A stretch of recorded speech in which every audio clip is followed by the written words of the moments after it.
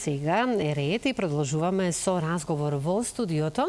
Мојата колешка Ирена ја пречека доктор Емилија Мирчевска, инаку специјалист по анестезиологија со интензивно лекување, а темата ќе биде анестезија кај тораковаскуларните интервенции.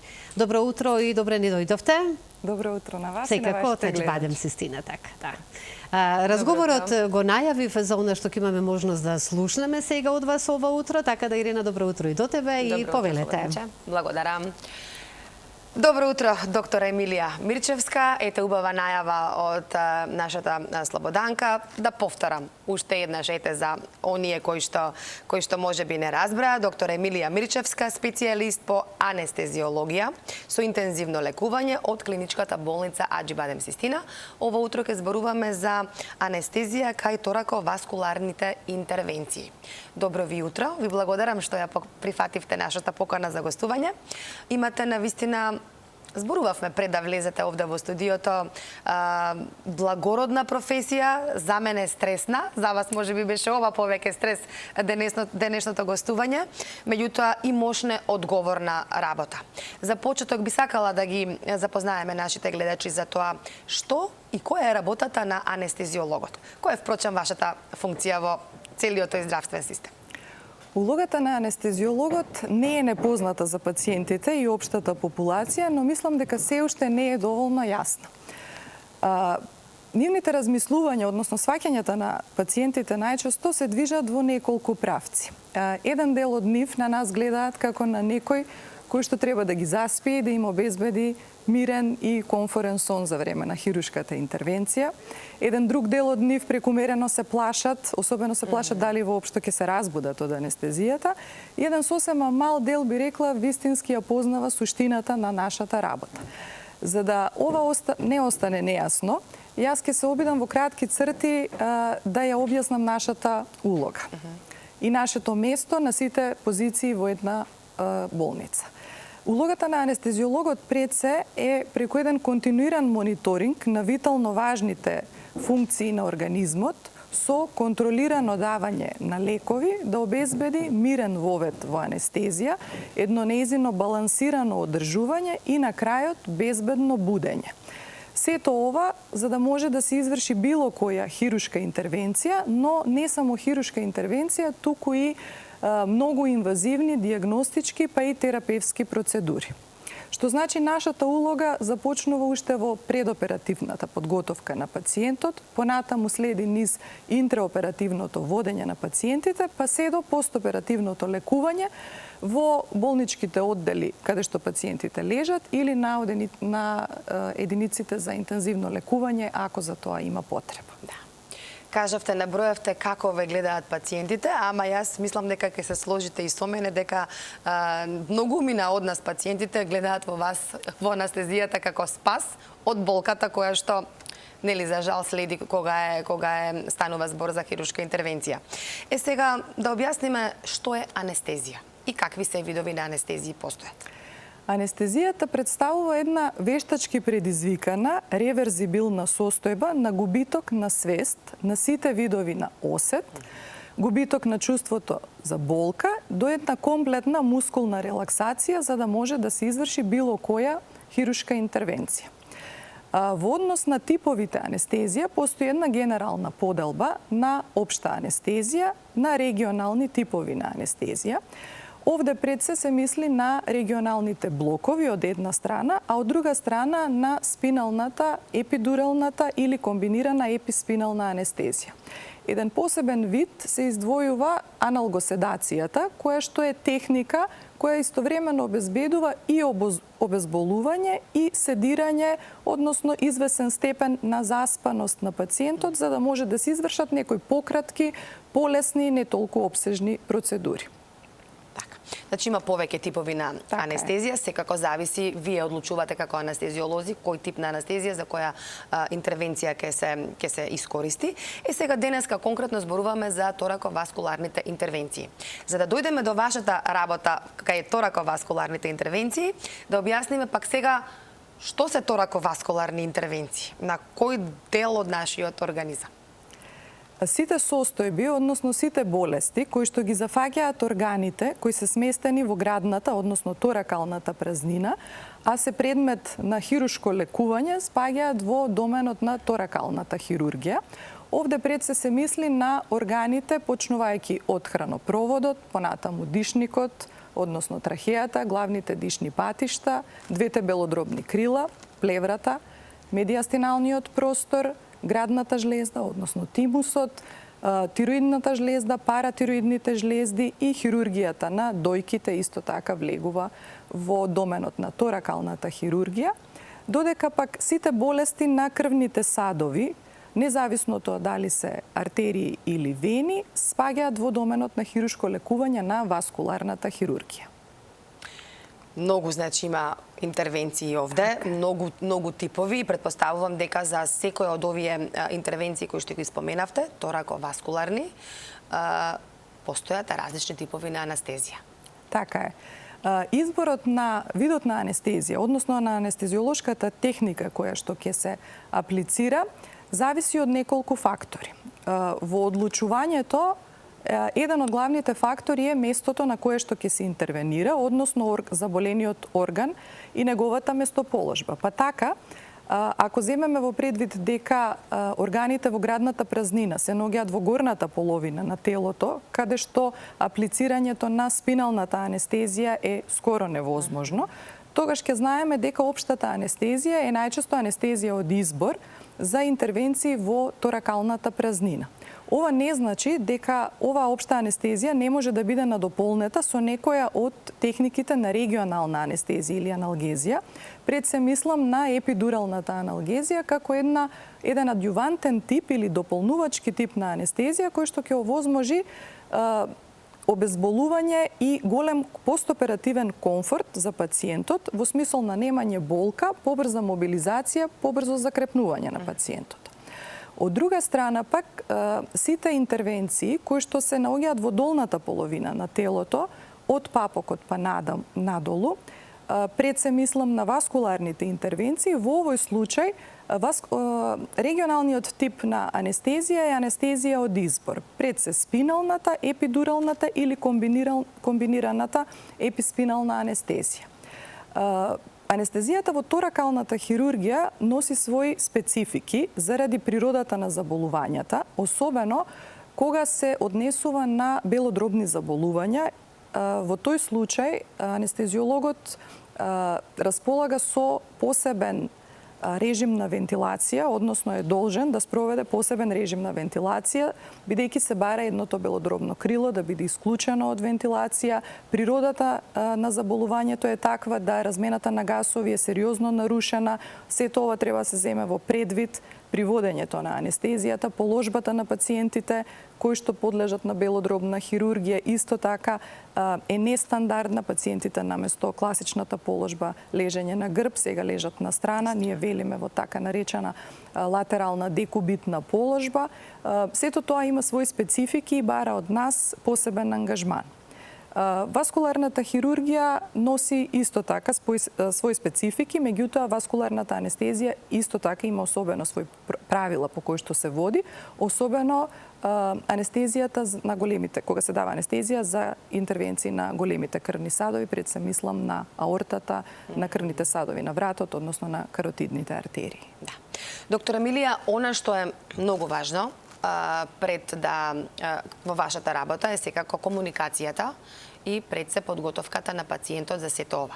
Значи сето ова вие што го објаснувате, треба да го сега што го објаснувате на гледачите, треба индивидуално да се објасни на секој пациент и мислам дека тука многу е важна комуникацијата и довербата кој што пациентот треба да ја стекне кон анестезиологот, бидејќи навистина не е едноставно да се, да кажам, даде животот или да се довери животот на анестезиолог, каде што треба да се заспие, па секогаш најчесто поставувани прашања се дали ќе се разбудам, како и колку ќе се опоравувам по анестезијата, каква треба да биде подготовката на пациентите околу сето ова и она што е важно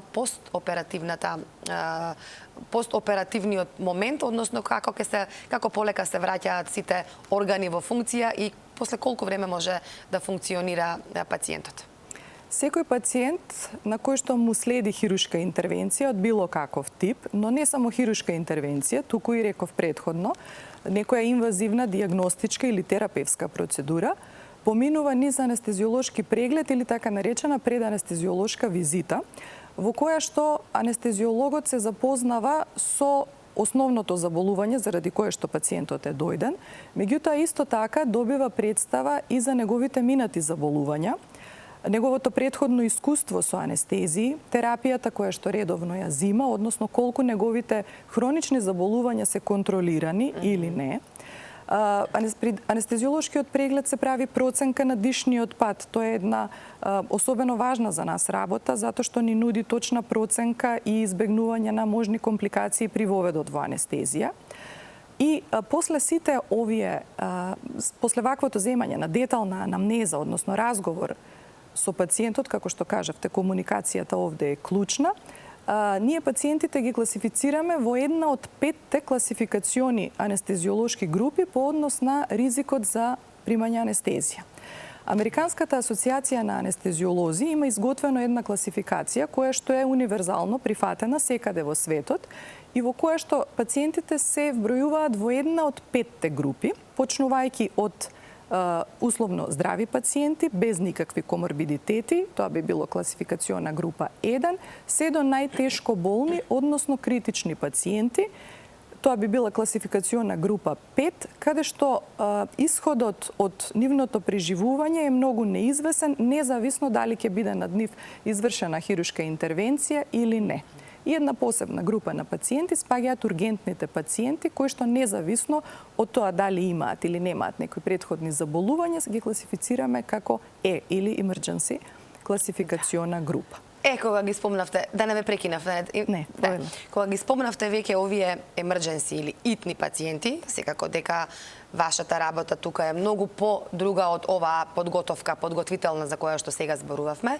Каква е овде вашата работа, функцијата на анестезиологот, бидејќи често пати и вие се среќавате со итни ситуации, кога треба брзина и многу брзо да се реагира за да се спаси човечкиот живот. Така е. Ние секојдневно во нашата работа се среќаваме со ургентни ситуации, со критични пациенти кај кои што за жал заради природата на заболувањето, односно состојбата во која што доаѓаат, не е можна детална анестезиолошка проценка, односно стандарден анестезиолошки преглед, па сето тоа мора да се направи многу брзо, за да пациентот безбедно влезе во операциона сала. За ова постои точно определен протокол кој што почнува ја предвидува критичната интубација, понатаму ние користиме посебни лекови за воведот и за одржување во анестезија, се со цел минимално да се влијае врз и така нарушената здравствена состојба, односно нарушената, велиме, хемодинамика на пациентот и безбедно, најбезбедно да заврши интервенцијата. Да. Сега постојат многу предрасуди. Има и јас лично ве познавам луѓе кои што едноставно од X причини не сакаат да примаат анестезија, доколку е можно и колку е можно да се издржи болката. Сега се зборува за оние локални анестезии кога станува збор можеби за интервенција околу забите, за ајде да кажам сега вадење заб, тоа е премногу болно без анестезија, ама има луѓе кои што едноставно се плашат, имаат предрасуди, па овде сакам да ве прашам како се справувате со овие пациенти, како им објаснувате и безбедни ли се анестезиите? Секако дека да, мислам дека нели секој од нас нема човек кој што немал анестезија, да кажам, врз својот организам кога има потреба од некаква интервенција. Така е, благодарение на медиумите и достапноста до информации, денеска пациентите доаѓаат со големи предзнаења околу типот на доктори од вас, докторите стануваме. околу типот на анестезијата. Некогаш доаѓаат со предубедување, односно со желби во однос на тоа каква анестезија сакаат да добијат, независно од тоа дали е тоа вистинскиот избор за нив или не. За жал, информациите кои што ги добиваат не се секогаш наполно точни и не се доволно прецизни.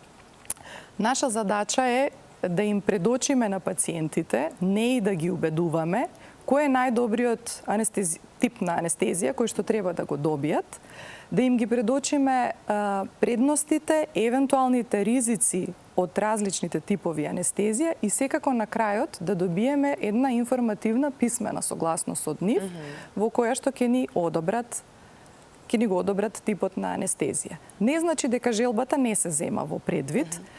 Кога зборувавме за изборот на анестезиолошки техники во торакалната и во васкуларната хирургија, не спомнав дека освен местото каде што се изведува операцијата, други фактори кои што влијаат во изборот на анестезијата се време траењето на анестезијата. Овде спиналната анестезија има лимитирачки фактори заради ограниченото дејство на траење. Колку трае отприлика? Отприлика 2 до 2,5 часа во зависност од локалниот анестетик кој што се користи. Други фактори кои што влијаат врз одлуката кој тип на анестезија ќе се добие се коморбидитетите кај пациентите. За нас анестезиолозите еден од најважните одлучувачки можеби фактори, затоа што ние располагаме со многу моќни лекови во анестезијата, вклучувајќи ги тука кои што се потенцијално опасни, вклучувајќи ги седативите, хипнотиците, мускулните релаксанти, опијатните аналгетици. Сите тие имаат свое дејство, односно реперкусии врз, велиме, хемодинамиката, односно витално важните функции во организмот, како дишењето, како крвниот притисок, пулсот. Меѓутоа, на крајот доаѓа факторот желба на пациентот, кој што сме должни до некаде да го испочитуваме, бидејќи доколку пациентот има неприроден страв, не се чувствува спокојно, не се чувствува безбедно, вообичаено пациентите бараат најчесто да добијат општа анестезија само за да не гледаат и да ниту слушаат тоа што се случува во операционата сала. Меѓутоа, во разговор и во комуникација со нив сме должни да им објасниме дека не секогаш општата анестезија е анестезија од избор. Така е. Доктор Мирчевска, многу ви благодарам за вашето гостување. Нашето време предвидено за разговорот веќе измина. Мислам дека бевте одлична и доволно јасна околу сето ова што беше наша денешна тема, анестезијата кај тораковаскуларните интервенции. Објаснивме и што се тораковаскуларни интервенции, кои типови на анестезии постојат. Значи, едноставно да заклучиме на крај дека не треба да имаме предрасуди, не треба да имаме страв, сепак со една добра и одлична комуникација меѓу пациент и меѓу доктор, на крај исходот секогаш завршува позитивно. Така е. Она што за крај сакам да го кажам е дека пациентите треба да имаат апсолутна доверба во својот анестезиолог, дека ние денеска располагаме со многу современи, модерни анестетици и лекови кои што ги употребуваме во анестезијата и дека нашето место во операционата сала, каде што сите имаме свое место, не случајно се наоѓа токму позади главата на пациентот, што значи дека некој постојано бдее над нив. Така е. Одлична порака за крај. Ви благодарам уште еднаш, нема да ве задржуваме повеќе, бидејќи се враќате на вашето работно место во клиничката болница Аџибадем Систина. Ви благодарам и се надевам ќе се видиме за убаво. Ви благодарам за поканата. За некој убав и корисен разговор. Благодарам за поканата. Да, убав и корисен разговор. Јас сум во онаа група за општи анестезии, каде што не сакам ниту да слушам, ниту да гледам, но интересно е после тоа и будењето. Да, тоа ти останува вака во осеќавање пред и после, но тука сте вие анестезиолозите и секоја чест за вашата работа за која што сте определили исто така во животот и посакувам уште многу успехи понатаму. Ви благодарам. Благодарам и јас.